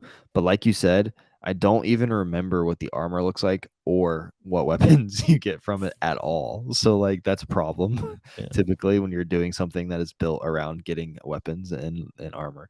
So I kind of I could see it. I would also put it in the B tier just because I like the experience of what it looks like. Like that means a lot to me in this game for some reason. Like especially when it comes to a dungeon, it literally feels like a dungeon because you're going down into like a dungeon. It Hmm. feels like. So yeah, I'd probably live in that B tier because there's definitely ones on here that would have a lot lower. Yeah. Sweet. Well then it's my turn. I have prophecy. Prophecy. I'm probably gonna get some crap for this because I feel like people really like prophecy. Um, I'm just not. I'm not a huge fan of it. I think that it's beautiful and kind of trippy, and I like that kind of like that nine world or Hmm. whatever. But it always seemed kind of confusing to me because it had like all of the stuff that the darkness took all the places that they took away from us and put in the destiny vault or whatever. It was like inside of this like world thing. I don't know. I also don't remember the only thing in it that I remember that I like a lot is the ribbon like racing it like the area Yeah. where you Yeah. I think that's pretty cool looking, but outside of that, if I don't have to do this dungeon, I'm not doing this dungeon. uh I feel like it takes forever too.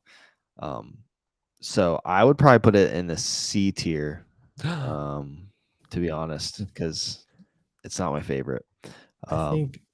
but Yeah. I want to hear your guys' opinions because I'm not. I just don't like the dungeon very much. I've done it. Yeah, understandable. I Um, probably would put it for me personally. I would rank it at least as high as Pit, and like I'm looking at this now. Like personally, I'd probably flip those two because Yeah, I like when it first came out. I thought Prophecy was really cool. I love the aesthetic.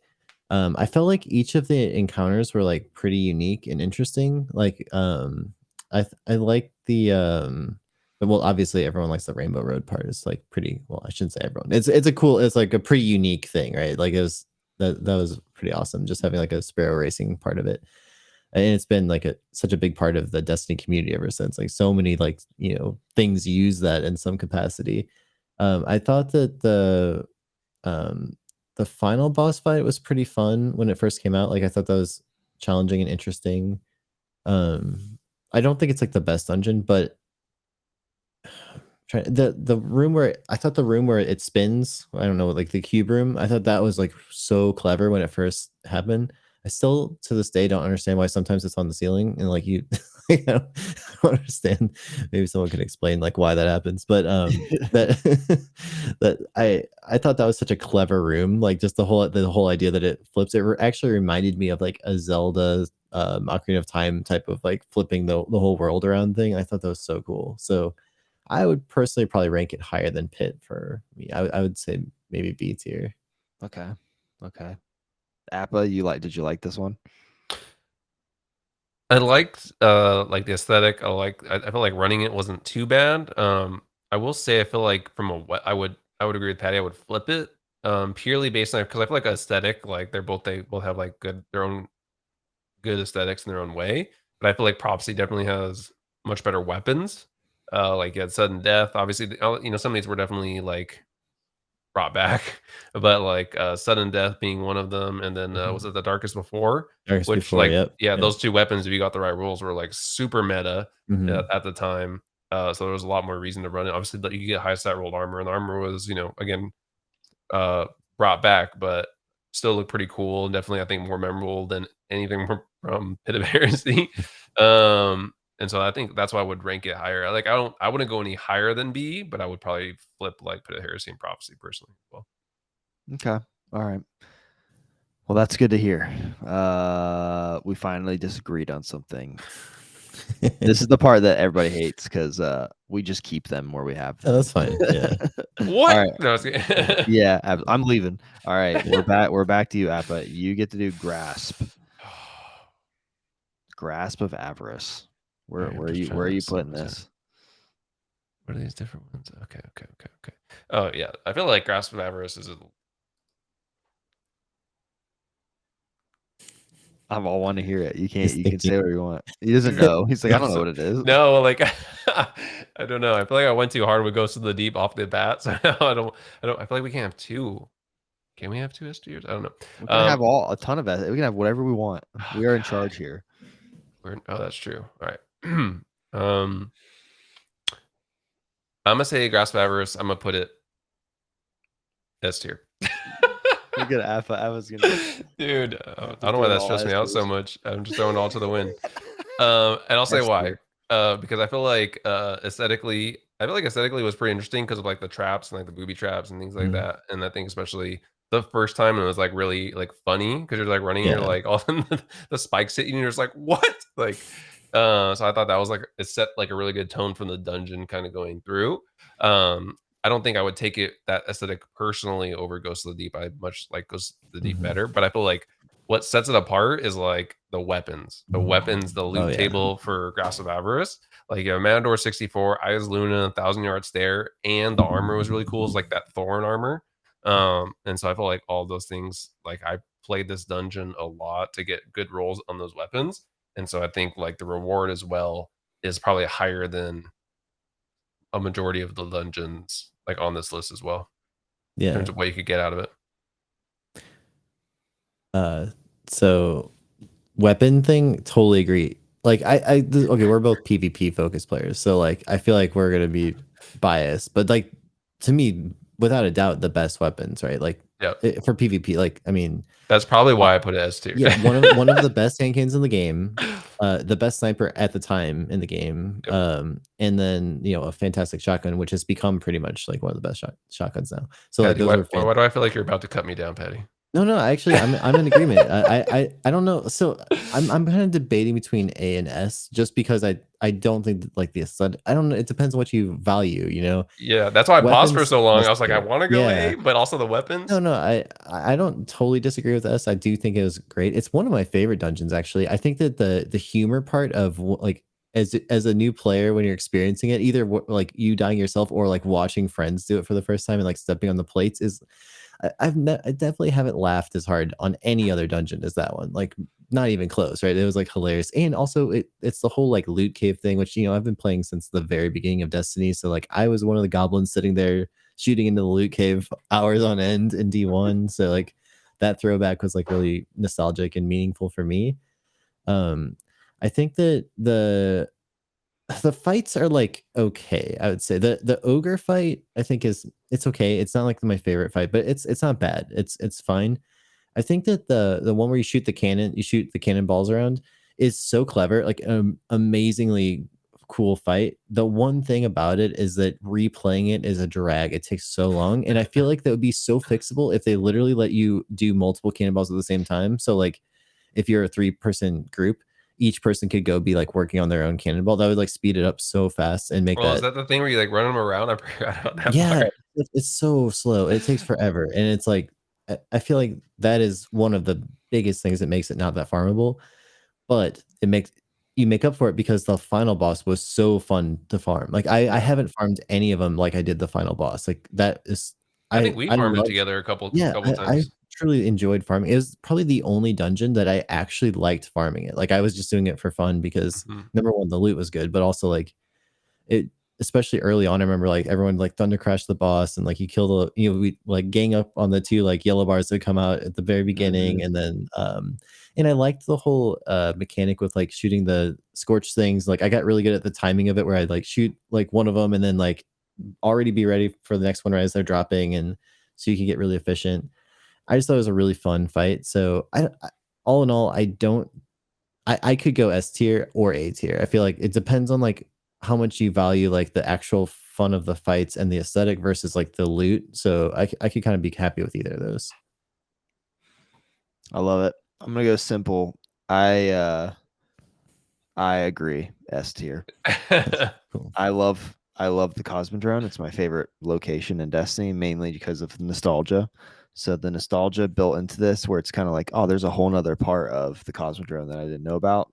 I mean, there wasn't, but they added it, right? And then the weapons, S tier. All right, for time purposes, let's keep going. We're Yeah. running over on time, so we're gonna get through this, We'll and then speed run we'll these. wrap up. But Patty, you're So next. okay, first of all, I don't even remember what this dungeon's called. Dude, So that's why. I feel this. I literally, I was hoping you knew I what it know was which one called it because I is, don't. but I know what it is, but like that goes to show like I just out of all of them, except for the newest one, that's I've probably played this one the least. I think it looks cool. It definitely has that like dungeony vibe where it's all dark and shady and stuff. I just don't think it's that fun, to be honest. Like I just never have really enjoyed this one that much. I was it's hard to say because I was also personally disconnected from the game more during this time than like other eras. Like I was so much more into it, like 30th anniversary when Avarice came out and whatnot. So like, there's part of that is just like I just What didn't dungeon is wasn't. that? It's I don't even remember what it's called. It's the I just know it's like all the red stuff where you keep flipping between like the It's two worlds. called I'm literally trying to look it up right now because I also can't remember what it's called for This some is not a reason. good thing if we the three of us can't remember the name of it. I know, and I've done this one a million times Have you? because Yeah. this is the one. What's like you fight like the what's her name? It's like At I the know end. Galaron's sort of in the beginning of it, right? Like and it was good for that one week where you could farm it by making him jump off the edge Oh, and get duality. duality. Yeah, okay, okay. Yeah, so Oh, duality. that was probably the one time I did really like this dungeon is that few days where you could or I don't even know, let's make it a I day know maybe where exactly what you're talking about. you could get him to jump off and you get like the souped up fancy raid armor Yeah. or what do they call it, Artifice the or whatever? artifice armor. Artifice Yeah, armor. so like I like that. That was great. um I don't know, I just it looks cool, I guess. I didn't particularly like it. I remember also it was during the era when like everyone was like unkillable with the restoration like solar stuff. I just thought it was so cheesy. Like I just didn't like that era of Destiny. I was turned off from the game big time. Some dark times. So I loved it. I loved being able to just not did you? die. Well, I mean, it was fun to try to do that, but it's just I felt like it was just it cheapened the whole thing. Like it was I don't know. It was like if you either also this was I remember this was right when they changed resilience to be like a must have thing in That's PvE. true. It was that And season. I normally play hunter and I hate running high resilience. So it's like I was just angry at the game for making Yeah. me respec everything into like Felt resilience. targeted. Yeah, so I was like I was just not I was a unhappy camper during this dungeon era. All that said, I don't know. I feel like it's for me personally B or C tier. Like I didn't really like it that much. I'll put it in C for you. Okay.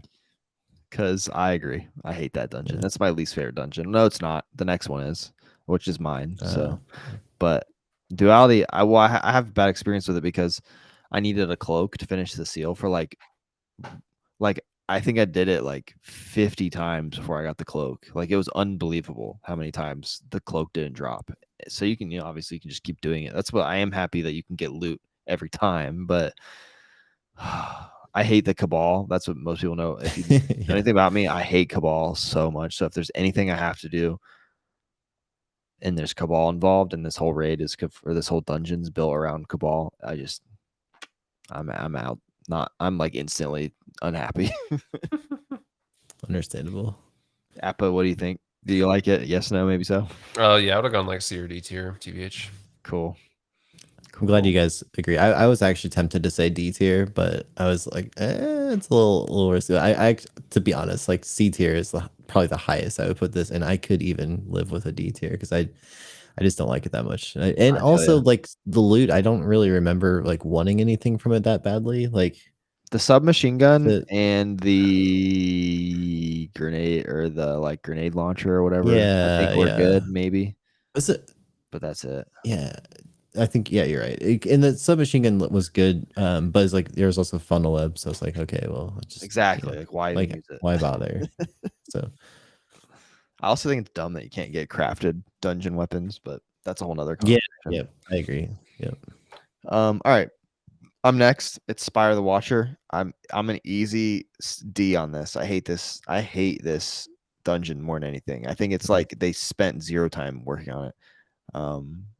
The stupid middle boss is the one from Garden of Salvation, which is great in Garden of Salvation. I don't want to do it again in a dungeon. Yeah, kind of repeated. The final boss at the beginning took like forever to kill because it has the teeny tiniest crit spot, and like the damage cycles were so short that if you didn't like run the perfect setup, you I think it was like 6 damage phases on our first time with it, like that.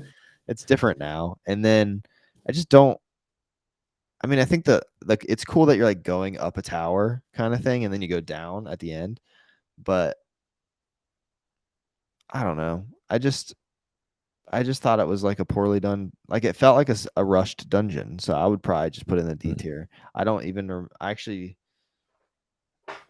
Weapon wise, it was literally weapons we've already had. Like There's the scout rifle, right? It was like the DMT wannabe, right? With yeah. And then the cowboy hat though. You gotta remember cowboy hats are kind of cool. So. That's the thing. See, like that's the same thing as fishing. That's the kind of stuff that like the community like poops their pants over. I'm like, it's a freaking cowboy hat. But I never grinded it out, but I know I never got the hunter helmet because I usually do my dungeon seals on my warlock. I don't know why, just because it's easier to stay alive on a warlock.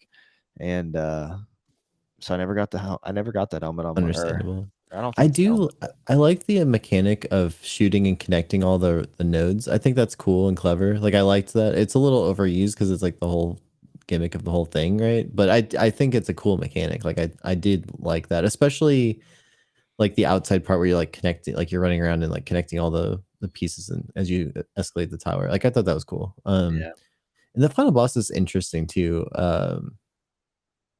But I probably would also put this like a C tier. I don't know. It doesn't. I haven't done it that much, and it didn't really excite me that much the first couple times I did it. I have never played this dungeon ever, so D tier. That's amazing. That's a real PvP player right there. I was hoping one of you like hadn't played one of these. Yeah, I've literally never played it. I've never played it because again, I didn't like the aesthetic. Nothing about it stood out to me. There was no need to have weapons. I was just like, I'm good. You're better off for it. It's not fun. Yeah, sounds like it. Sweet. Well, I'm jealous, Appa, because you get the last one. Which is Shattered Throne.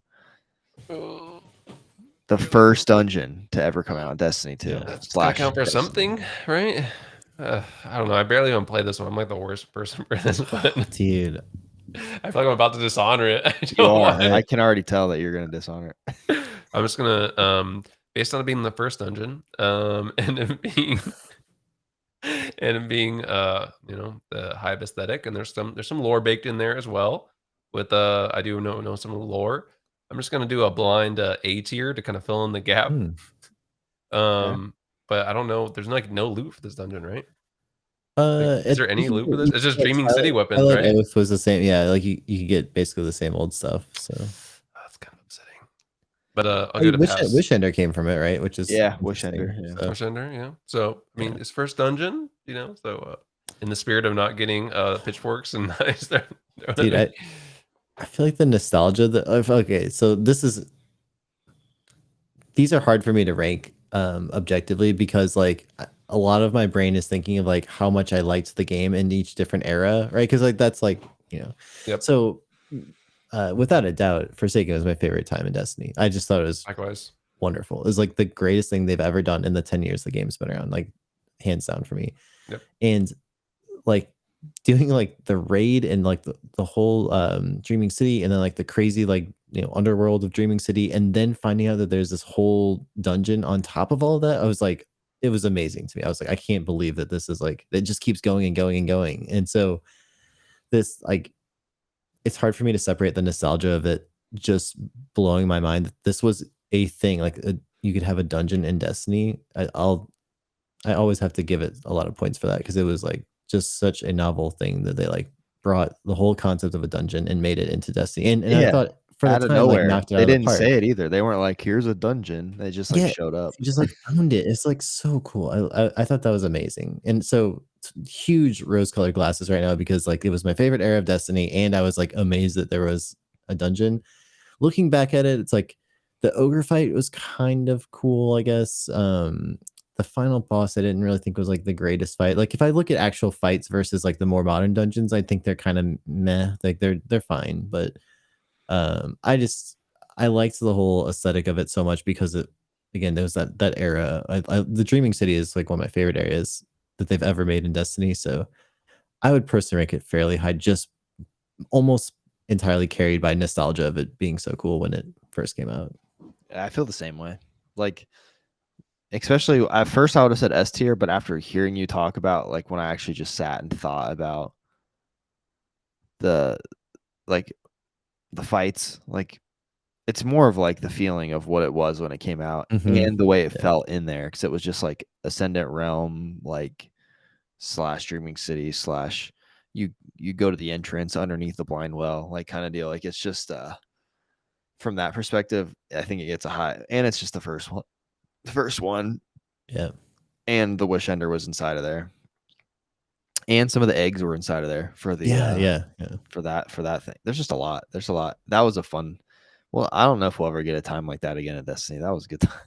That was a No, good time. Unless we unfortunately not. maybe the only reason it probably felt so good is because stuff was so awful that eventually they just redid it all. So maybe if we get to the point where stuff's so awful, they'll redo it all again, and then we'll be pumped. Dude, just also the sheer amount of content that came out in Forsaken was crazy. Like in any other expansion, like just either like the Tangled Shore or Dreaming City would feel like the entire thing, right? And then it was like and the like longest raid ever with like the most complicated new mechanic and like then it also had a dungeon and PvP got completely revamped and like and new subclasses. It was just like It's a I don't lot. know. It's a How do you lot. compete with that? It was I think the most game-changing time ever in Destiny. Like the only other one that's similar is like vanilla to Taking King because that was like an enormous switch up too. But Right. I mean, gosh, it's hard to compete with Forsaken. That was like I was my favorite time ever as a Destiny player. I agree. I agree.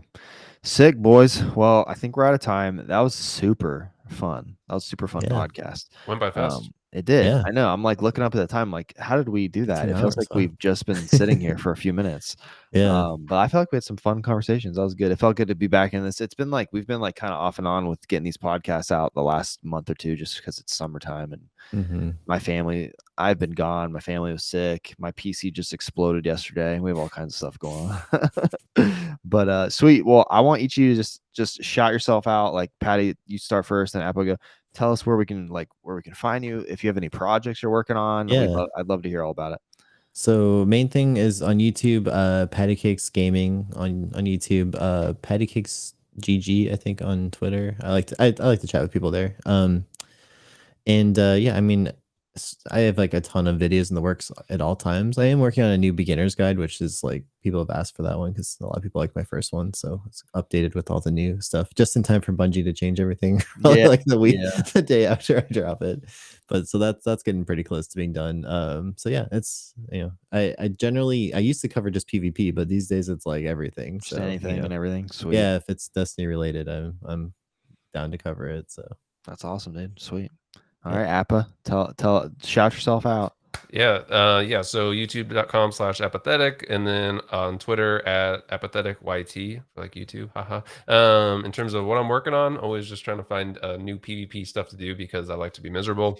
But usually I'll be doing like fun builds or builds that are best for like PvP during the current meta. If anything's been updated or changed, or some stuff has been or like current or interesting weapons that maybe people aren't giving enough time to that are actually pretty good. Heck yeah, bro. Well, sick. Well, it was awesome having the two of you on here. I had a blast. I know Yeah. Maddox is super. He's been texting me asking how things are going. He's super sad he couldn't be here because he wanted to hang out with you guys too.